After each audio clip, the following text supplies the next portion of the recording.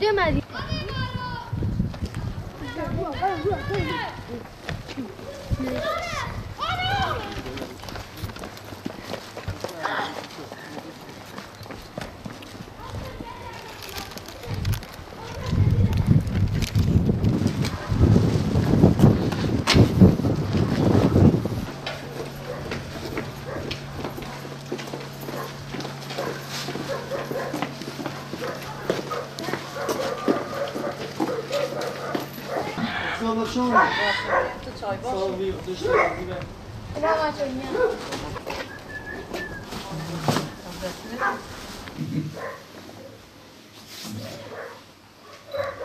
رتبت اکسان دیگه نامه و یکتی خوار. Valla ya manaj bu gıdayım. Yetimler Vakfı olarak Diyarbakır'ın Bağlar, Kayapınar, Yenişehir ve Sur ilçelerinde bugün itibariyle yüzlerce ailemizin gıda ihtiyaçlarını temin ettik. 175 liralık gıda malzemesini yüzlerce yetim ailemize ulaştırdık. Şu anda 160 aileye ulaştırdık bu yardımlarımızı. İnşallah daha devam edecek.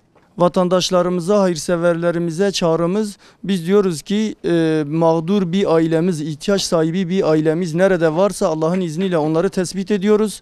Onlara ulaşıyoruz ve vereceğiniz yardımları onlara ulaştırmaya devam edeceğiz. Yetime yardımda bulunmak Resulullah Aleyhisselatü Vesselam'ın bize bir emanetidir.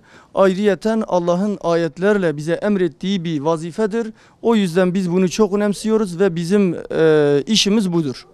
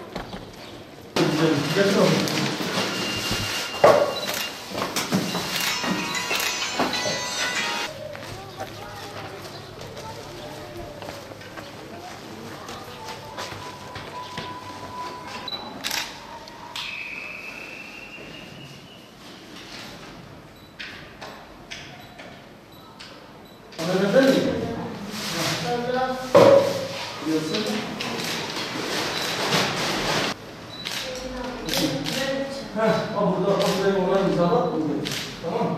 O nokta bıraktım. Tamam.